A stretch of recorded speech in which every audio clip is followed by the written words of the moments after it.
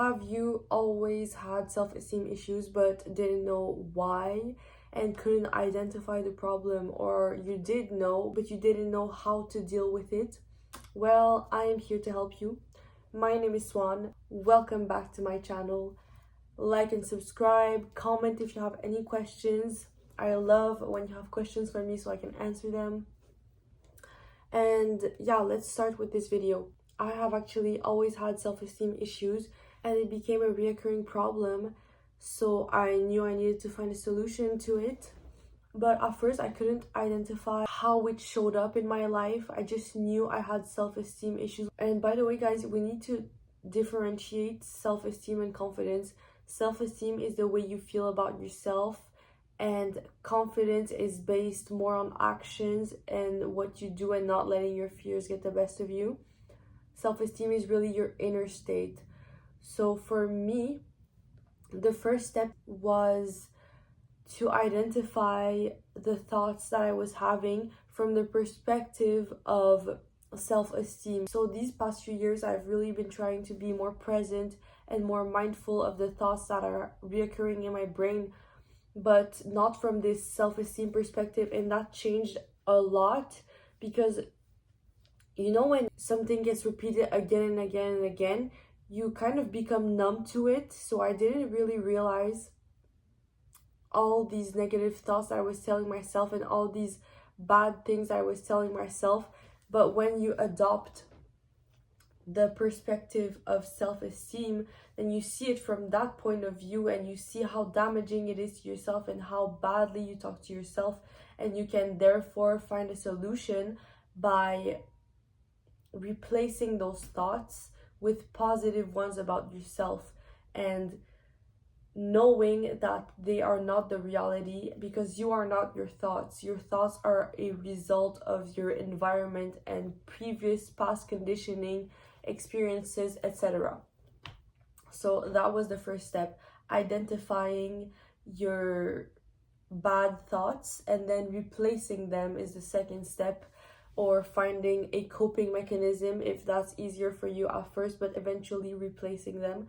And one thing you need to note is that when you do mental changes, when you go through mental changes, it takes a very long time, because it's harder to change something that's not physically before you and it's in your head. So you change through repetition and doing it again and again. And for me, what helps so much with that also, and with resilience, I would say, is when you feel down, it's a perfect opportunity to better yourself and to improve. So every negative experience becomes an opportunity to learn and to grow. So it's amazing. And yes, you need to also truly accept yourself for who you are. And by this I mean that everyone strives, not everyone, but most people strive towards perfection. We want to be perfect, but that is not achievable. The difference between good and perfect is infinite, so you will never be satisfied. And the sooner you realize this, the sooner you will be satisfied, because no one is perfect. You are not perfect, and even your highest self is not perfect, because no one is. It's impossible to achieve, and all that is perfect is simply fake. Think of flowers. Only fake flowers are perfect.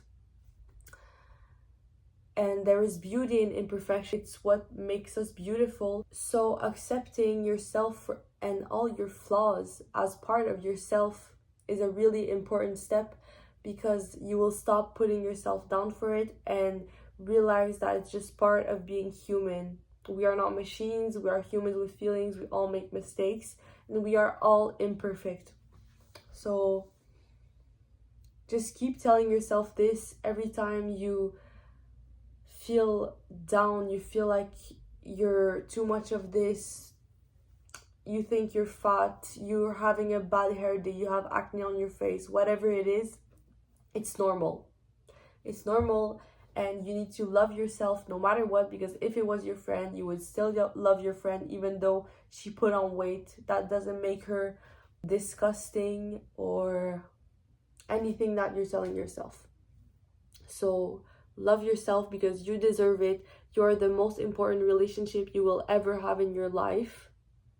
So you need to treat it that way because you are stuck with yourself. So might as well make it the best relationship you can. And you need to love yourself the way you want to be loved. The love that you crave, you need to give it to yourself, because the way you treat yourself is the way others will treat you. So, and at the end of the day, you are alone. You're by yourself, and that's fine. That's beautiful. It's a beautiful thing that you have this partner for the rest of your life. And you can always count on yourself. So, yes, I love you.